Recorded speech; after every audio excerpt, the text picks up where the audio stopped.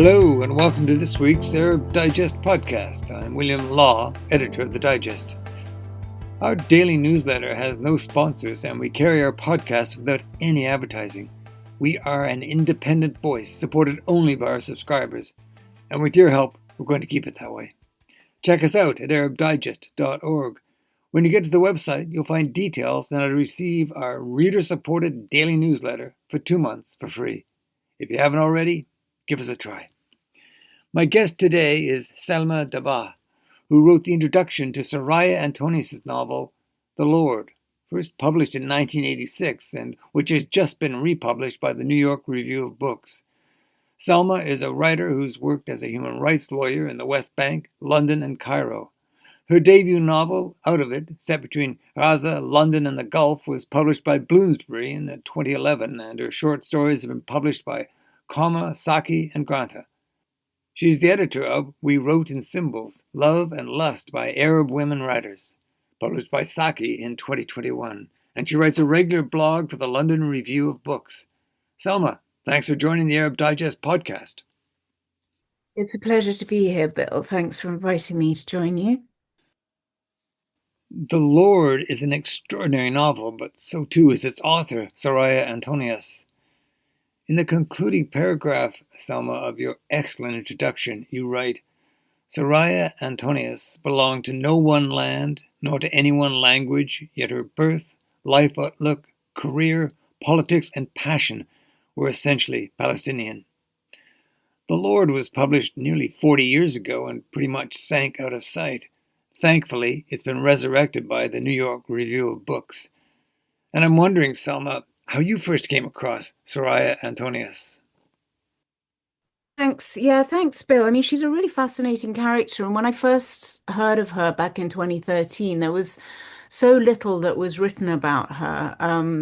I was directed to her by Salim Tamari, the professor in Birzeit University, and he thought I'd be interested in writing about her mother, Katie, the socialite. So Soraya herself was born to this house. So I became interested in her partly because of the house that she grew up in, which I'd seen in Jerusalem when I first went there in 1992. It became known later as the Shepherd Hotel, but it started off as this building called Karm al-Mufti, the Mufti's Vineyard. And it's this very grand house, which in 92 was sort of fenced off and abandoned in Sheikh Jarrah in East Jerusalem. And it just captured my imagination. So then when I heard about Katie having lived there and then this one daughter, Soraya, it was Soraya who caught my attention because she had written these two novels. Now, most people will know her for her father, George Antonius. He wrote the seminal book on Arab nationalism. I think it's quite fair to describe it in that way. It's called The Arab Awakening. And it was one of the first books coming out in the 40s, which sort of set out the Arab nationalist cause. Now, to go back to Soraya, because that's sort of background information, what I know of her, I've set out in the introduction of the book, and I'm still hoping to find out more because there are sort of gaps in her life where I'm not quite sure what was going on. But she was born in 32 in Jerusalem when it was still the capital of Palestine. She stayed there with this very affluent family. So her mother came from was the descendant. She was Katie Nimmer was her maiden name, and she came from her father. Faris Nimmer was like a press magnate, and so there was a lot of money in the family, a lot of wealth.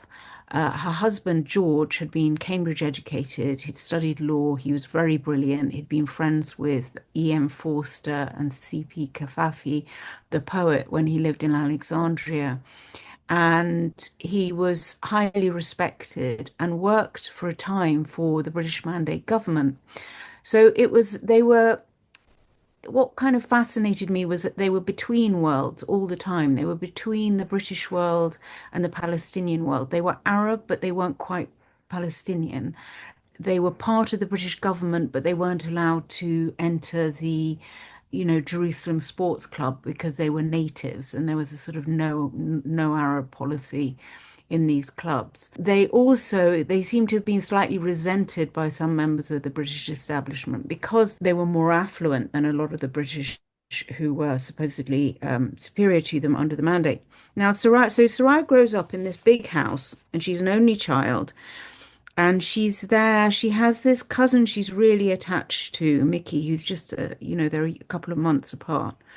And in 1943, when she was 10, she went to Egypt. And there's this incident which is described in quite a lot of other novels, but it's basically that Soraya is playing with Mickey by the pyramids, and he picks up a sort of shiny object in the sand, which explodes in his face. It's a sort of some munition that the army had left there, and he dies. And this is like a very kind of has a major impact on Soraya, a very tragic event, which is described very unsympathetically in Olivia Manning's Levant trilogy.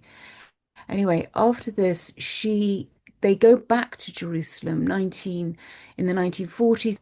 They just escaped the explosion at the King David Hotel in Jerusalem.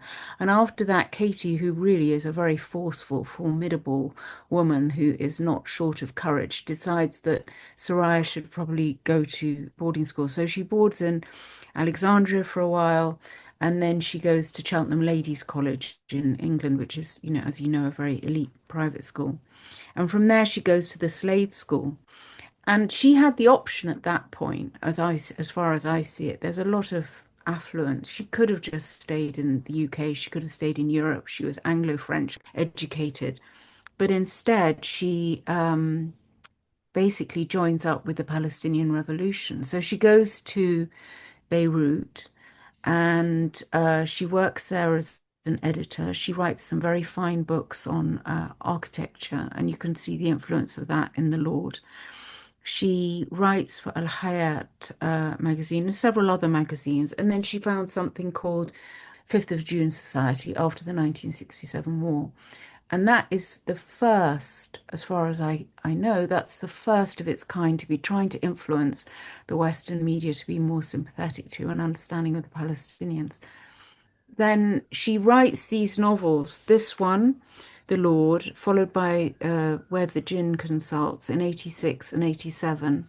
There's also meant to be a third novel which wasn't published. I don't know if the manuscript still exists. It was meant to be a trilogy. And how were they received, the Lord and Where the Jinn Consult?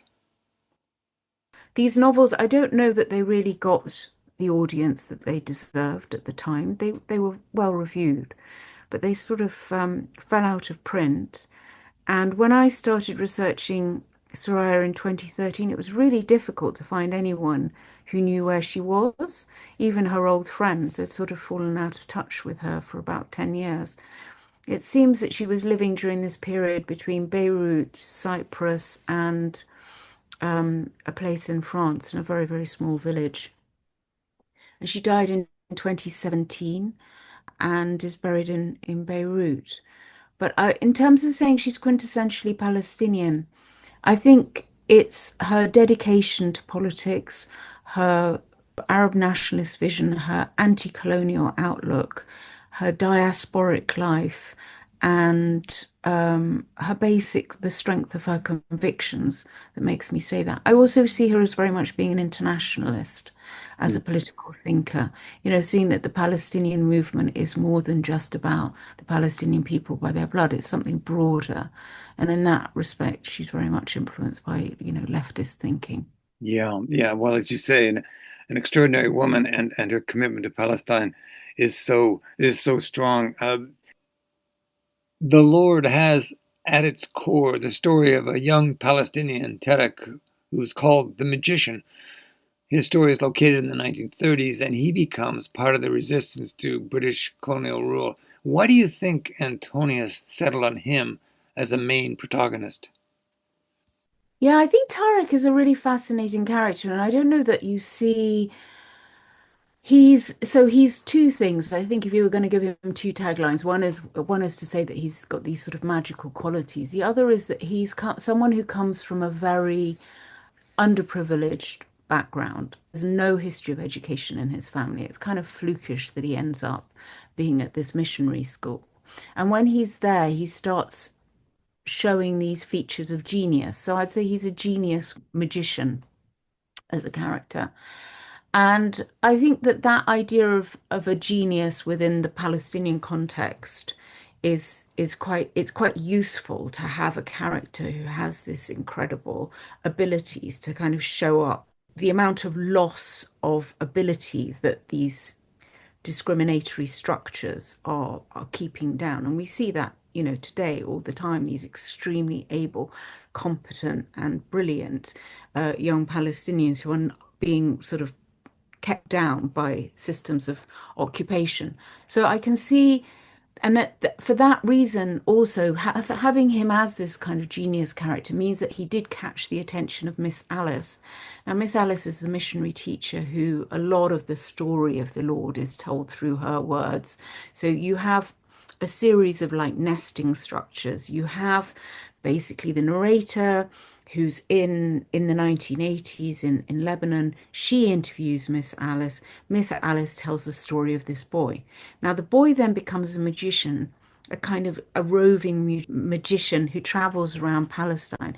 Now, this is also useful for Antonius, as I see it, and for us as the reader, because it enables us to see the whole of the landscape of Palestine, from the villages to the most elite of British parties and gatherings. So you're able to see the land in its entirety through him as a character. And he's a bit of I describe him as being a bit of a reluctant revolutionary. I mean, he is spreading the word, but it's not done in a very kind of naive propagandist way that he is sort of, you know, omnipotent or something. He does by the end his powers are lagging and he's not as strong as we would like him to be. And you mentioned Miss Alice, and you make the point that the novel has a strong feminist theme running through it, primarily in the stories of three women, one of whom is this daughter of the missionary. And their story is, I think, very cleverly woven into the story of Tedek. Can you just expand on that aspect of the novel as well? Yeah, sure. I mean, I think, in terms of the positioning of a lot of the focusing in on women characters, female characters, Antonius manages to capture these characters which are someone quite close probably to what she was like. So the narrator character in the 1980s, who's got this rather chauvinist and annoying boyfriend Nicholas, who she kind of has to, you get these little quips aside as to her irritation with him and the failure of both him and the men who come to surround him towards the end of the novel to listen to her. Then with Alice, you've got her negotiating this very puritanical English background. Her father, she's come out as a missionary, and this at the turn of the 20th century. So a whole different set of restrictions, and you actually find her being freed up in a way by being in Palestine. She never wants to leave it. She finds an ability to negotiate between the cultures that gives her more space to be freed up than she probably would had she remained in England.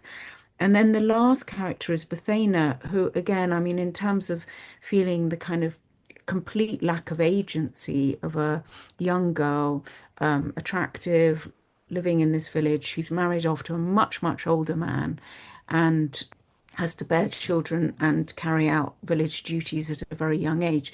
So through those three women, you've got these three insights into how Palestinian life was affecting women of very, very different backgrounds. Yeah, and then of course you have that entanglement of Bethena and Terek, which also has additional strains uh, tagged into it. But and you've already touched on this a little bit, but you make the point that Antonius has a sharp and scathing wit. And as I was reading, I just kept noting down sentences that kind of leapt out at me because they're just so sharp and acute. And here's just one. It's a noteworthy aspect of English Puritanism that it thinks the softer things of life are bound to corrupt others, but never itself. And you know, that reminded me of Jane Austen. So so Selma, tell me, how highly would you rate Soraya Antonius in the annals of English literature? Um, I think, yeah, I think it's quite hard to put her within the English literary canon in some respects because of how political she is. I mean, I think in terms of the wit and the observation. I mean, some of it was making me think of people like Evelyn Waugh. I think, yeah, maybe Waugh in terms of Evelyn Waugh in terms of the absurdities of war and the generals. I think what I like about her is her irreverence. She's just so able and willing to poke fun and to show up injustices. I think she's a lot less restrained. I think that the English reading audience tends to, there's been a culture of sort of wanting like a kind of a lot more emotional restraint. And there's an idea that if you bring in any kind of political messaging, that you're losing, you're not allowing the reader to reach their own conclusions. It's too interventionist. And I don't think that I mean, that's what I liked about her. She allows herself to be angry and forthright and outspoken. And I just wish that there'd be more celebration of someone like her. I think that if she was like on our A level coursework, that people would think about literature as having a potentially more active role in informing society and in thinking about the world that we live in. Mm. But I mean, I think yeah, I just love her. I mean, it's a really unusual voice. One thing, perhaps going back a little bit to the point about Tarot, is I think she was a little bit. Maybe she was at the time, the 80s. That was the time when magical realism from South America was very popular. So when I was writing my first novel, I was trying to find these novelists who wrote about what it feels like to be expected to be part of a political cause and the pressures on you. And I couldn't find many within the English canon. I thought that there were more like with Flaubert's Education Sentimentale, Sentimental Education, where you've got a revolution going on. You've got these characters sort of wondering about how they're going to engage in it. And also the Latin American writers, so Marquez or Goldman or Isabella Allende. I mean, in different ways, in different forms. I feel that that's perhaps the canon I would more be inclined to place Antonius within, or some of the, she refers to Soyinka in some of her articles. She was looking around the world to find the type of literature she was trying to represent for the Arab world. And she was very frustrated because she said that it was often falling on, the editors were just not receptive to the way that she wanted to write the Arab Mhm. about. So a unique voice in many ways, and a voice that found its space. And as you said, right at the top, I mean, the fact that she kind of just dropped off the edge of the table, so to speak, and I'm so glad that this book has came to my attention. And you're right, it would be really useful to have that on a core curriculum because it is such a I found it an extraordinary read. You're listening to their Digest podcast with me, William Law, and the writer Selma Dabbagh. And we're talking about the revival of a forgotten Middle East masterpiece, The Lord, by Soraya Antonius. And another thing you touched upon, Selma, is that, and that's the anger, because together with that acerbic wit, there are just devastating and remorseless descriptions of, for example, the destruction of Athena's village by British forces. And that anger, that refined anger, for me, it courses through the novel and drives it perhaps as much as the narrative itself. And I'm just wondering, with the horror of the Gaza genocide and the ethnic cleansing in Jerusalem and the occupied West Bank, that's all ongoing as we're talking. What would Antonius be saying and writing today, do you think?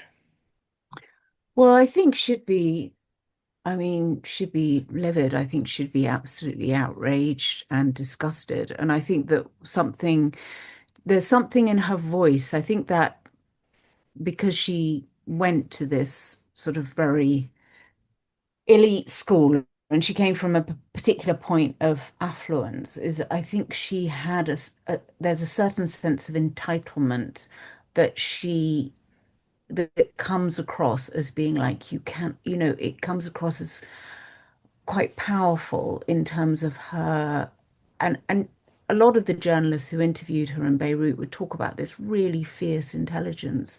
I think she would be doing everything in her capacity to make the current situation, to resolve the current situation in a way that is beneficial to the Palestinians, and be speaking up against the occupation, speaking up against this current ceasefire deal.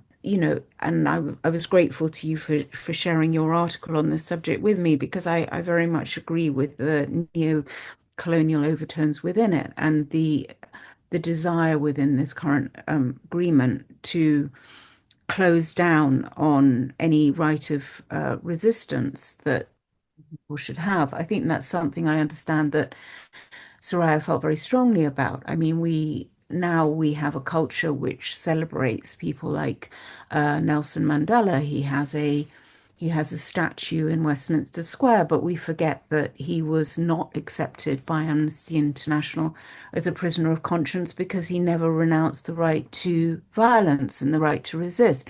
So we, as Palestinians, are getting increasingly gagged about talking about ways that, as people, resistance, not just cultural resistance, but other forms of resistance can be brought about. And I think that Soraya would be showing that complete hypocrisy Mm. and be very forthright in her indignation. And I Um, wondered too if her indignation wouldn't be aimed at the UK government, which is, in my opinion, has been supine in terms of its support for Israel's attacks on the Palestinians, and also the fact that the necessity of a Palestinian state being realized and realized quickly, that this government hasn't embraced, nor has any previous government. I think she would just be, because she's so excoriating of the British colonial structure in Palestine. I think she'd be really up there, with her hard-edged wit and her anger, just going after Starmer et al. yeah, one would hope so. I mean, the thing, she died quite recently. I mean, I in 2017, and I don't know how much writing she did in her last years. I know that she was following political events and she read very broadly. I've heard that from people who knew her then. And she also bequeathed, for example, scholarships to Birzeit University, but some of those scholarships can't be realized until Palestine is free. So, the people at Birzeit are a little unsure as to whether they will ever be used. I think she would be excoriating and articulate and outraged, and I really hope that this book enables people to see not just what Palestine was, but what one woman can do with her level of privilege, which she was quite aware of. Because I think we need to be, as a movement, as inclusive as possible, and that she had both the sensibility and the sensitivity towards those from the refugee camps in Lebanon, who she spent a lot of time, staying in their homes, listening to their voices and their language. And she was aware of every level of the hierarchies within Palestinian society, and she used that in order to be able to strengthen her writing and to strengthen her lobbying. And she's a really good example of how being between cultures and being between classes and being between geographical locations can enable you to have more confidence to show that things can be otherwise than the way that they are presented as being inevitable, which is what's at the moment. Yeah, and I think too that art, culture, writing, these are acts of resistance, and clearly she used her abilities to make statements, to be a resistor to the um, the situation in Palestine, as it was when she wrote The Lord, as it is now, and certainly as it was under the British mandate. Can I ask you just one final question, Selma? And this is about the UN resolution that was put forward by the US. Do you think it'll lead to what Antonius so urgently and passionately wanted, that is a free and independent Palestine, or is it yet another betrayal of the Palestinian cause? Yeah, I mean, I'm sadly, I don't want to, one always tries to look for the glimmer of hope and the place where one can put one's optimism. But I think in terms of the intentions behind it and the exclusion of Palestinians from the process is an indicator that liberation and freedom for the Palestinians is definitely not at the forefront of intentions for this plan. I mean, it has shifted a bit from the original Trump plans and proposals, which were, not just lacking, they were diabolical in terms of their desire to legitimize mass ethnic cleansing. I mean, this has a little bit more accommodation that Palestinians can stay on their land. The fact that we even have to, the fact that we even have to fight for something like that to be included at this point is pretty desperate. I am less surprised by the US's approach than I am surprised by the UN's approval of this. And I think in a way it shows how I think when historians look back at what happened to the UN, I think this will be one of the points in time that they will look to and they will say this was a point in time where we there was absolute capture of the Security Council by the US because it withholds its payments to the UN, it criminalizes branches of it, it imposes sanctions on its officials, and then it just pushes through what it wants. It's blocked how many ceasefire resolutions? I think Mm, seven, eight, mm, many, multiple. I mean, that is so shameful. To call for a ceasefire should be the most obvious thing when you have a horrific bombardment of a strip of land which has such a young and unprotected population within it and is caged in. So I'm really not. I don't know. I was listening to a panel the other day where they were talking about despair and how do you deal with despair and they were quoting Edward Said, etc. Who says that despair is not a moral option. We're a lot less powerful than the states, Israel, US, and the UK, who's been supine, as you say. But I think, what is happening in Palestinian culture is there's so much more and better and more sophisticated communication of our history, of our cause, of our narrative in our literature. The amount of literary prizes that Palestinians have been awarded in recent years is phenomenal. I think that sort of giving credit to Palestinian voices and positioning them within a move for human rights and liberation, or liberation perhaps, as the end result of a human rights framework, that is something which is really like someone like Soraya Antonius's legacy. So how is this going to be grappled with? Because otherwise, if you've got power on one side and you have a just narrative on the other side, it's causing all this friction within the liberal framework of the West, because we saw this on campuses. The kids, the students, they're aware of this history, this legacy of Said, who was a friend of Antonius's. They're aware of it. They're informed by it, and they are outraged that their governments are funding essentially genocides.